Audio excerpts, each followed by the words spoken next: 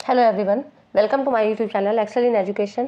Friends, आज की इस वीडियो में हम लोग बात करेंगे कम्युनिकेशन के इंपॉर्टेंट क्वेश्चंस की, जो आपके 2022 में प्रीवियस ईयर क्वेश्चंस हैं, सारे आ चुके हैं। ठीक है, इन सभी को यहाँ डिस्कस करेंगे और इनसे रिलेटेड जो क्वेश्चंस आपके बन सकते हैं उनको भी यहाँ पे डिस्कस किया जाएगा।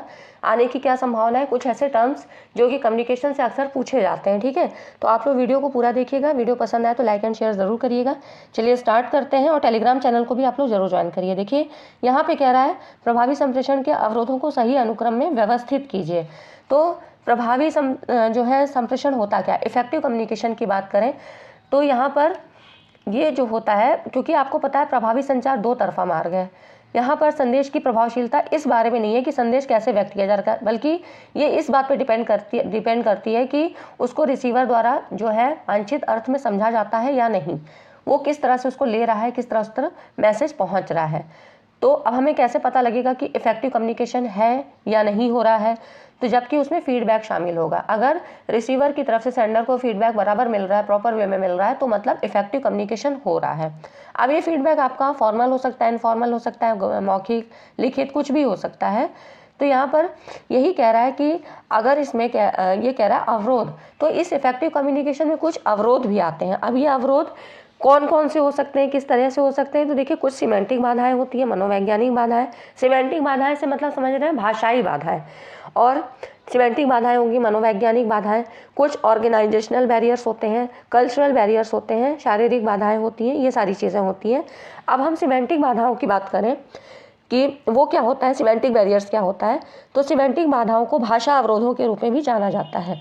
ये अवरोध क्या होते हैं, प्रेषक और प्राप्तकर्ता के बीच अनुचित संचार के कारण होते हैं, जैसे कि संदेश की खराब क्वालिटी, संदेश जो है सही जो है उसमें नहीं पहुंच रहा है, उसकी क्वालिटी ठीक नहीं है, जिससे कि रिसीवर उस चीज़ को समझ ही नहीं पाता है। कुछ ऐसे टेक्निकल टर्म्स जो कि क्या सेंडर तो बोल रहा है लेकिन रिसीवर उन चीज़ों को समझ नहीं पा रहा है, तो वो तकनीकी शब्द का इस्तेमाल कर रहा है, लेकिन रिसीवर जो है इससे अननोन है, उसको नहीं पता है। तो यहाँ पर भी क्या होगा कि बैरियर का काम करेगा। और जैसे कि लैंग्वेज प्रॉब्लम कैसे हो सकती है कि अगर एक मैनेजर है और बंगाली समझने और बोलने वाले श्रमिकों के बीच में जो भी वर्कर्स हैं वहाँ पे वो अंग्रेजी में बात कर रहा है, तो ये भी क्या करेगा, ये गलत फहमी जो है बैरियर्स का काम करेगा, मतलब उनके बीच में कम्युनिकेशन सही से नहीं हो पाएगा। तो ये किस में आता है, आपका सिमेंटिक बैरियर्स में आता है। मनोवैज्ञानिक बाधाओं की बात करें तो ये भी एक बहुत महत्वपूर्ण भूमिका निभाती है। जैसे कि जो भी मैसेज जो है कम्युनिकेट किया जा रहा है, प्राप्तकर्ता द्वारा सूचना का समय पूरी मूल्यांकन ही जो है संचार में बाधाएं पैदा कर देता है। मतलब कि उसने पूरी बात सेंडर की सुनी नहीं और पहले ही से उसका इवेल्युएशन करना शुरू कर दिया, तो ये क्या करेगा, उसको जो भी ओरिजिनल मैसेज है वो वहाँ तक नहीं पहुँचेगा। संचार के समय जो रिसीवर की ओर से अपर्याप्त उसका कंसंट्रेशन, तो वहाँ पर वो क्या है, पूरी तरह से अटेंशन उसका नहीं है, तब भी क्या होगा, तो ये सब क्या है, साइकोलॉजिकल है। जब सूचना कई स्रोतों के भीतर दी जा रही है और अंतिम जो है कई चीज़ें उसको बताई गई पॉइंट वाइज, और लास्ट क्या हुआ कि वो डिस्टॉर्टेड हो गई, तो इससे संदेश के प्राप्तकर्ता उस समय कुछ को बनाए रखने में सक्षम नहीं होते जो संप्रेषित किया गया है। तो ये सब चीज़ें क्या होगी, बाधाओं का कारण बनेगी। ठीक है, तो इस तरह से ये सारी चीज़ें आपकी किस में आ जाती हैं, मनोवैज्ञानिक बाधाओं में आती हैं। अब हम ऑर्गेनाइजेशनल बैरियर्स की बात करें तो ये वे बाधाएं जो संगठन में मौजूद संरचना, नियम और विनियम के कारण उत्पन्न होती है। यहाँ पे रूल्स रेगुलेशंस क्या होते हैं, ये जो है ऑर्गेनाइजेशनल में ये इसके कारण भी चीज़ें नहीं हो पाती, कम्युनिकेशन नहीं हो पाता है। तो ये सारी चीज़ें हो जाती हैं आपकी ऑर्गेनाइजेशनल में। तो कभी कभी संगठनात्मक संरचना और प्रबंधकों की जटिलता के कारण सूचना को ठीक से कम्युनिकेट करना मुश्किल हो जाता है। अब कल्चरल की बात करें तो कल्चरल बैरियर्स वो हैं जो दुनिया भर में विभिन्न संस्कृतियों के बीच समानता की कमी के कारण, विभिन्न संस्कृतियां हैं तो उनके क्या होंगे, अलग अलग अपने रीति रिवाज होंगे, तो इन सब के कारण भी वहाँ पे कम्युनिकेशन नहीं हो पाता है। और फिजिकल बैरियर्स क्या होते हैं, जो कि आपकी फिजिकली वहाँ पे प्रेजेंट है, जैसे कि दोषपूर्ण उपकरण है, वहाँ के फैकल्टी जो है सही नहीं है, शोर है वहाँ पर, और कुछ बंद दरवाज़ों के कारण वहाँ पर एटमॉस्फेयर ऐसा है, वहाँ की चीज़ें ऐसी हैं जो कि कम्युनिकेशन में क्या है, बैरियर्स का काम कर रही हैं। शारीरिक बाधाओं की बात करें तो जैसे कि वहाँ पर ये शारीरिक रूप से होती हैं, जब संचार का प्रेषक या प्राप्तकर्ता कुछ शारीरिक मुद्दों जैसे कि डिसलेक्सिया, नर्वस सिस्टम के कारण और कुछ वैसे उसको हियरिंग या बोलने की ऐसी कैपेसिटी में कोई फ़र्क होता है, मतलब उसमें कोई दिक्कत होती है, तो इस कारण भी ये बैरियर होते हैं। ठीक है, तो इसका हम बात करें तो इनको सही अनुक्रम में किस तरह से लगाया जाएगा, तो देखिए पहला होता है आपका फिजिकल, ठीक है, उसके बाद आता है परसेप्चुअल, फिर आपका आता है इमोशनल, और फिर कल्चरल आता है, फिर सिमेंटिक बैरियर्स आता है। ठीक है, तो इसका राइट ऑप्शन आपका ये हुआ इफेक्टिव कम्युनिकेशन का। अगला देखिए क्वेश्चन है असर्शन रीजन का है। इसमें असर्शन कह रहा है औपचारिक विधि के रूप में संप्रेषण का बोध, understanding of communication as a ritual is not a radical view. तो ये कह रहा है कि रिचुअल विचार नहीं है और तो ये चीज़ जो है सही नहीं है, ये जो है फॉल्स है। और संप्रेषण के प्रसारण का जो है ये कह रहा है hegemonic view transmission of communication is no longer valid. तो ये इसकी सही बात है। ठीक है, अब ये कैसे सही है, तो देखिए यहाँ पर हेजेमोनिक का मतलब क्या होता है, एक समूह का दूसरे पर प्रभुत्व। तो प्रभुत्व की बात करें तो ये जो है वैलिड नहीं है, ये सही बात है। ठीक है, तो यहाँ पर कह रहा है कि A is false but R is true. ठीक है, तो ये होगा। अब देखिए औपचारिक और अनौपचारिक की बात थोड़ा सा कर लेते हैं। तो ये किससे classification based on the purpose and style, उद्देश्य और शैली के आधार पे होता है, इस तरह का जो वर्गीकरण है। फॉर्मल कम्युनिकेशन क्या होता है, फॉर्मल कम्युनिकेशन में संदेश को नियत और संप्रेषित करने से में कुछ निश्चित रूल्स और रेगुलेशंस का पालन किया जाता है, और ये एक प्रकार का क्या है ऑर्गेनाइजेशनल स्ट्रक्चर होता है।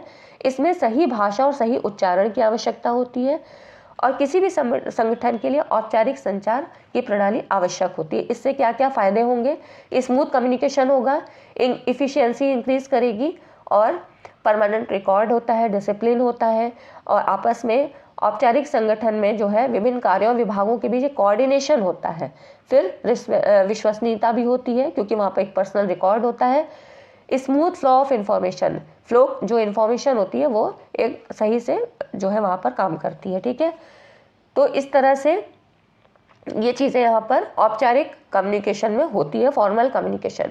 यहीं पर हम इनफॉर्मल की बात करें तो कोई भी संस्था हो या संगठन हो, वहाँ पर इनफॉर्मल कम्युनिकेशन भी होता है। हर संगठन में अनौपचारिक संचार प्रणाली के साथ साथ औपचारिक भी अपने आप ही शामिल होता है। तो इस तरह से ये दोनों ही चीज़ें यहाँ पर होती हैं। अनौपचारिक की बात करें तो संचार के लिए कोई औपचारिक नियम और अधिनियम नहीं होते हैं, इसलिए जो इनफॉर्मल कम्युनिकेशन है यहाँ पर जो मैसेज होता है इसके डिस्टॉर्शन की संभावना बढ़ जाती है। ठीक है, यहाँ पर मूल संदेश अपना सही अर्थ खो बैठता है, इसी को क्या कहते हैं ग्रे पॉइंट। ठीक है, मैंने यहाँ पे फॉर्मल और इनफॉर्मल आपको इसीलिए बताया कि जो ग्रेप वाइन शब्द है इससे क्वेश्चन कई बार पूछे गए हैं कि ग्रेप वाइन आपका किस में आता है, तो ये आपका किस में आएगा, इनफॉर्मल कम्युनिकेशन पे आएगा। इसके अलावा भी कई प्रकार के कम्युनिकेशन होते हैं जैसे कि वर्टिकल है ना, तो ये भी क्या है औपचारिक संचार तंत्र जैसा ही होता है, ये नीचे से ऊपर की ओर होता है। ठीक है, मैं कुछ एडिशनल चीज़ें आपको बता रही हूँ। ठीक है, इस क्वेश्चन से के अलावा जो कि संभावना आती है और क्वेश्चन बन भी जाते हैं। तो देखिए वर्टिकल में क्या होता है कि ये नीचे से ऊपर की ओर होता है, आपको पता है वर्टिकल मतलब ऊर्ध्वाधर है ना। तो यहाँ पर जैसे कि कोई हेड मास्टर है, वो जो भी मतलब प्रिंसिपल है वो शिक्षकों को निर्देश देता है, तो ये नीचे से ऊपर, ऊपर से नीचे की ओर दोनों हो सकता है। तो ये औपचारिक संचार होता है, नीचे से ऊपर और ऊपर से नीचे की ओर हो सकता है। वर्टिकल की बात करें और मतलब कि अगर हम प्रिंसिपल की बात करें तो वो टीचर को बोलता है और टीचर जो है प्रिंसिपल को अपनी रिपोर्ट देते हैं, तो ये दोनों होता है। हॉरिजॉन्टल की बात करें तो जब किसी संगठन के एक ही स्तर के लोग आपस में संचार करते हैं तो ये हॉरिजॉन्टल में आता है। यहाँ पर फॉर्मल इनफॉर्मल दोनों ही संचार आ जाते हैं। ठीक है, और डायगोनल की बात करें तो जब ये हायरार्की के विपरीत विभिन्न स्तरों के अधिकारी और कार्मिक एक दूसरे से संपर्क स्थापित करते हैं, यहाँ पर इसको डायगोनल कहते हैं, मतलब कोई भी छोटा या बड़ा किसी से भी बात कर सकता है। तो ये चीज़ें आपका अलग अलग डिपार्टमेंट में भी, जैसे कि किसी भी यूनिवर्सिटी में अगर कोई जो है इकोनॉमिक्स के टीचर्स हैं, हेड ऑफ डिपार्टमेंट जो है वो आपकी ज्योग्राफी वाले से भी बात कर सकता है। इससे जो है यहाँ पर ये डायगोनल होता है, मतलब इससे समय की भी बचत होती है, तो ये इस तरह का डायगोनल होता है, मतलब यहाँ पर वर्टिकल और हॉरिजॉन्टल वाली चीज़ें नहीं होती है। ठीक है, तो ये कुछ चीज़ें थी जो आपको मैंने इसमें बताई हैं। चलिए अगला क्वेश्चन देखते हैं। यहाँ पर कह रहा है निम्नलिखित में से किसे नॉन वर्बल कम्युनिकेशन के रूप में इसको कैटेगराइज कर सकते हैं। तो नॉन वर्बल आपको पता है कि जिसमें शब्दों का प्रयोग नहीं होता है, शब्द रहित संदेशों को ही भेजने और प्राप्त करने की संप्रेषण की प्रक्रिया से होता है। तो इसमें जो आपकी क्या क्या चीज़ें होंगी, पोस्चर्स होगा, जेस्चर्स होगा और फेशियल एक्सप्रेशंस होंगे। ठीक है, ये सारी चीज़ें आपके नॉन वर्बल कम्युनिकेशन में आएंगी।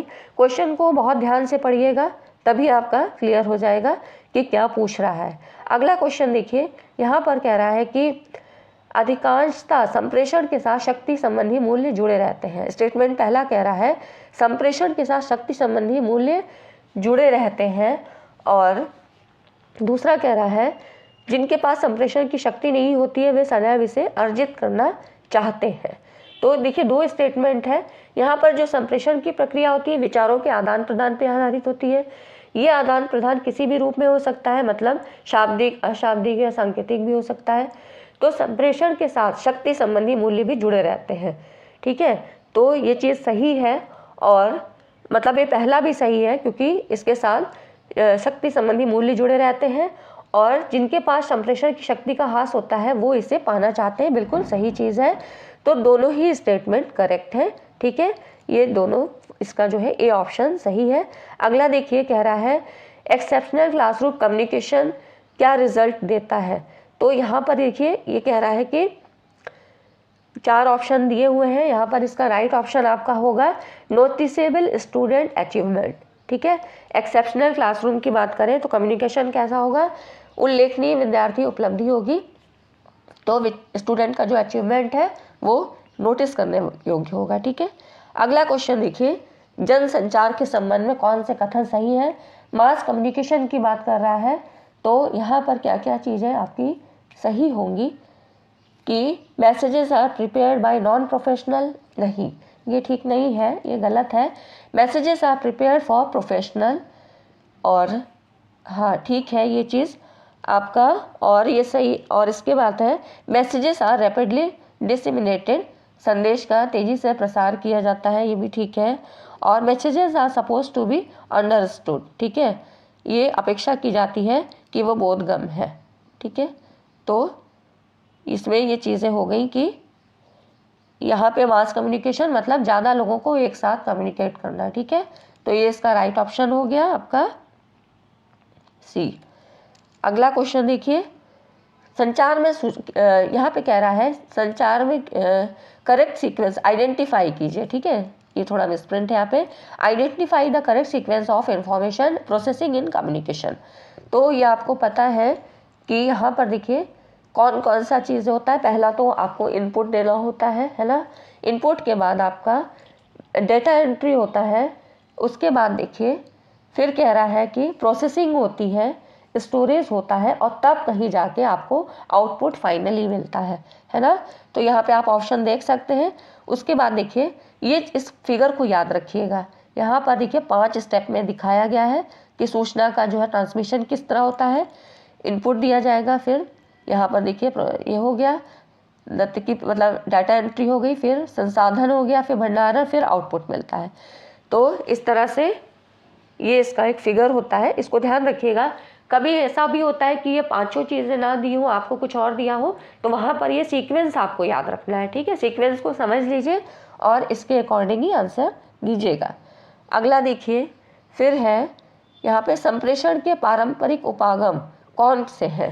तो पारंपरिक उपागम की हम बात करें तो देखिए यहाँ पर है मशीन से मशीन, ये तो नहीं है ट्रेडिशनल, मशीन टू मैन, ये भी नहीं है। तो यहाँ पे होगा अलंकारिक और सिमेटियोटिक, सांकेतिक, है ना, और उसके बाद है आपका और फिनोमेनोलॉजिकल, घटना संबंधी। ये आपने टर्म्स पढ़ा है, रिसर्च में भी पढ़ा है।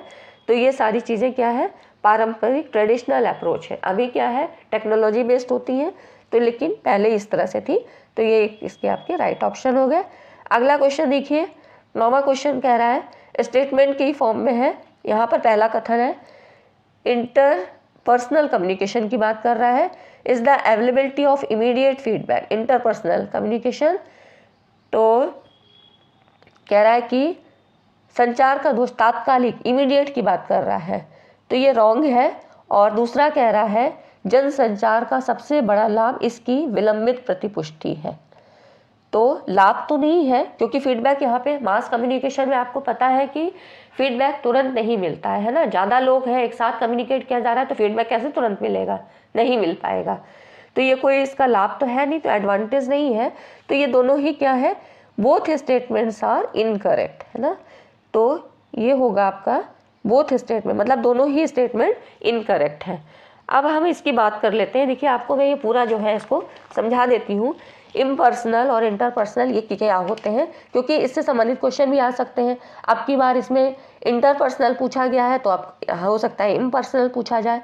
इम्पर्सनल की बात करें, ये क्या होते हैं, क्लासिफिकेशन जो आपके होते हैं on the basis of relationship होते हैं, रिलेशनशिप के आधार पे होते हैं, जिसमें आपका इम्पर्सनल आता है, इंटरपर्सनल आता है, ग्रुप कम्युनिकेशन और मास कम्युनिकेशन आता है। ठीक है, तो यहाँ पर रिलेशन के आधार पे अगर हम बात करें तो इम्पर्सनल क्या होता है, इम्पर्सनल में आत्मचर्चा, आत्मविचार या आत्ममंथन के रूप में होता है।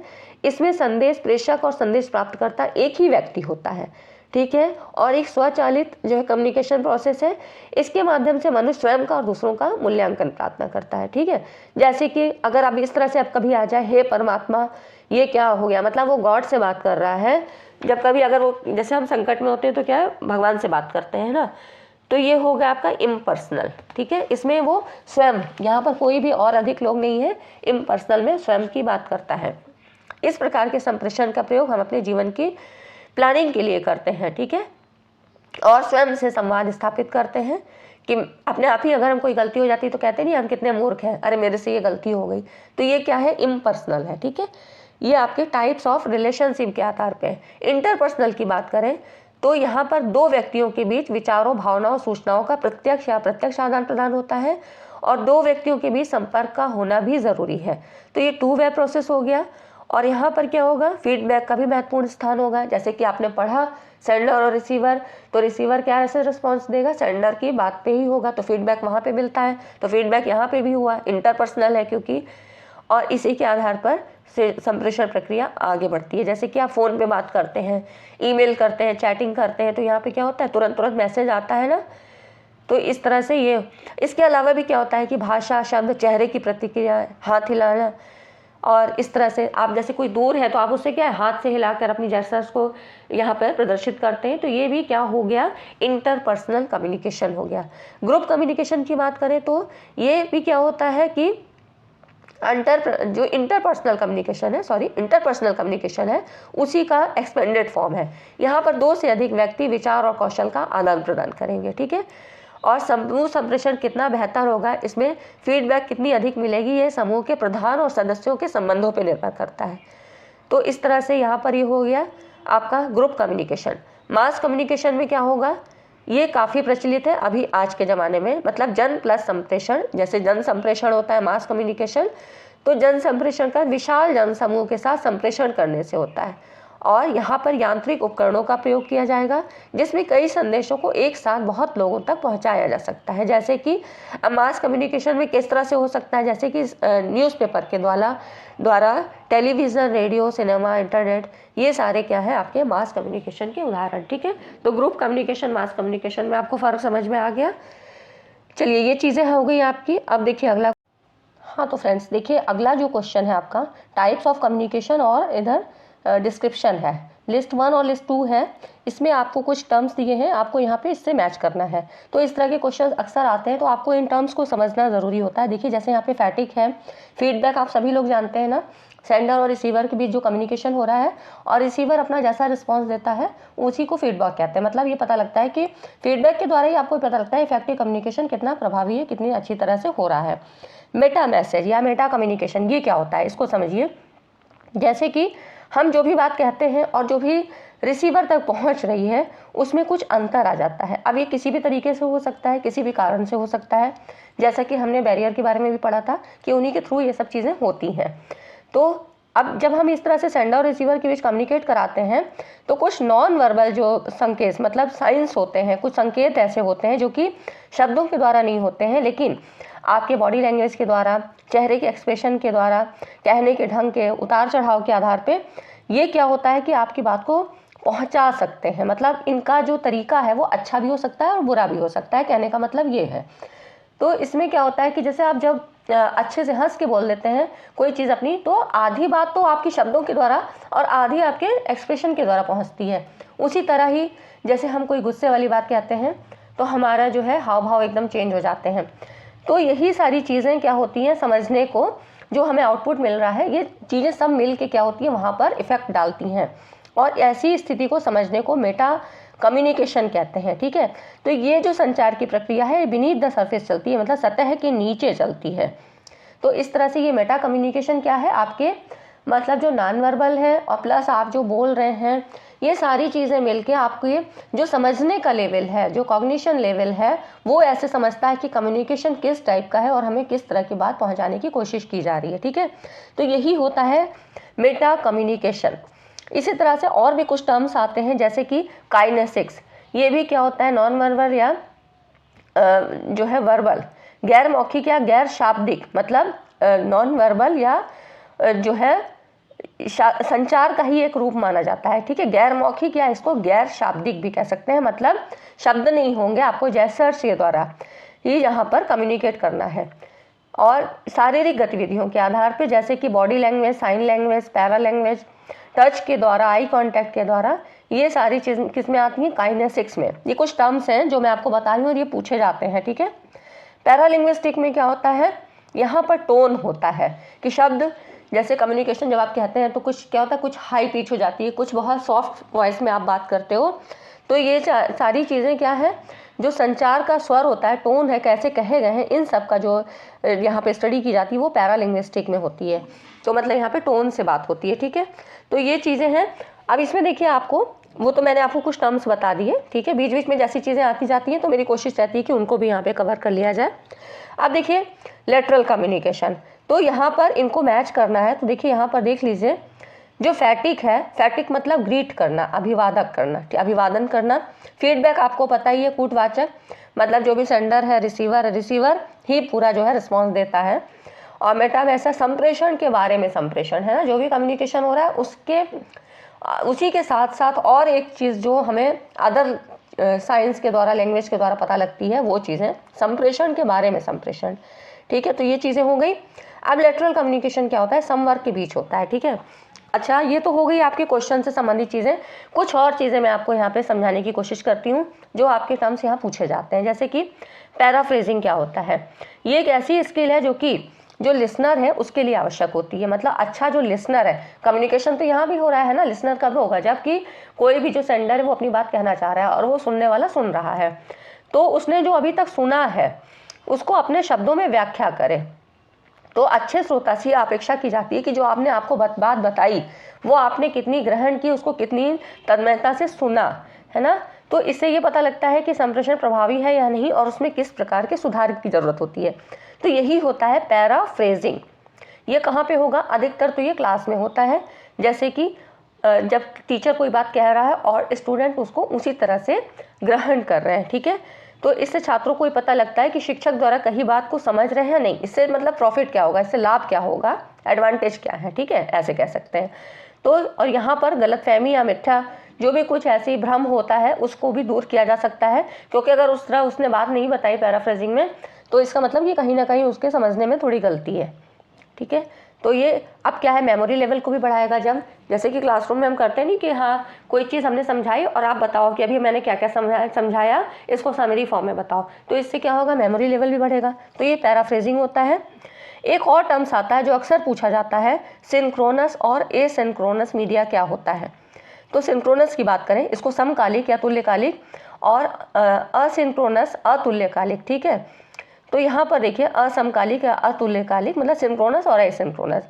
तो सिंक्रोनस की बात करें तो इसका संप्रेषण और जो रिसीविंग का टाइम होता है समय में साथ साथ होता है, मतलब जो भी कम्युनिकेशन हो रहा है और टाइम, तो एट उसी समय सेंडर और रिसीवर दोनों ही प्रेजेंट होंगे। अब ये मीडियम कुछ भी हो सकता है।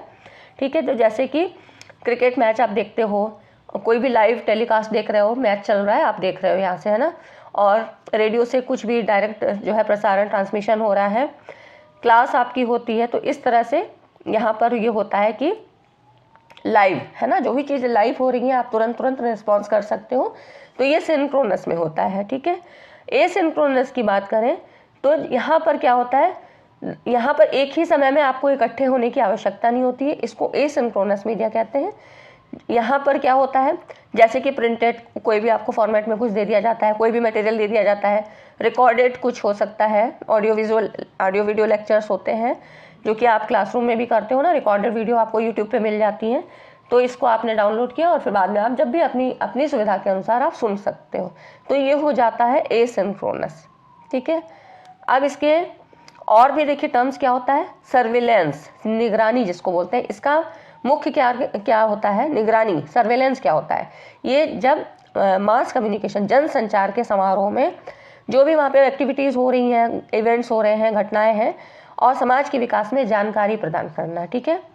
और यही कन्वर्जेंस क्या होता है, अभिसरण जिसको कहते हैं, ये कंप्यूटिंग और दूरसंचार और मीडिया का एक डिजिटल वातावरण में संयोजन होता है, कन्वर्स करना, ठीक है।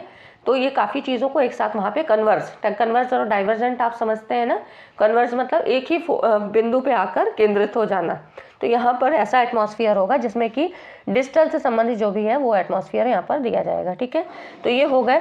अब कुछ कम्युनिकेशन के 7 C होते हैं, वो क्या होते हैं 7 C में देखिए, एक तो पहला होता है क्लैरिटी, C से क्लैरिटी हो गया, स्पष्टता, कंसाइज होता है संक्षिप्त, कॉन्क्रीट यथार्थपूर्ण होता है, तीसरा हो गया, चौथा होता है करेक्टनेस, सही चीज़ हो, और पांचवा है कोहेरेंट, सुसंबद्ध, छठा होता है कंप्लीट, संपूर्ण, और सातवां है कर्टियस, विनम्र।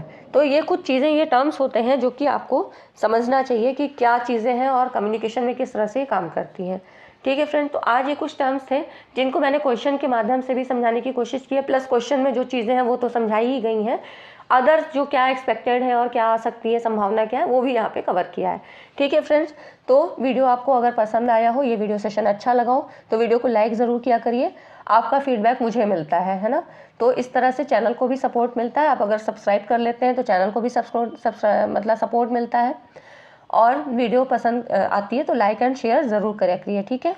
चलिए मिलते हैं अगली वीडियो में, और तब तक चैनल पे आप बने रहिए। Thanks for watching this video.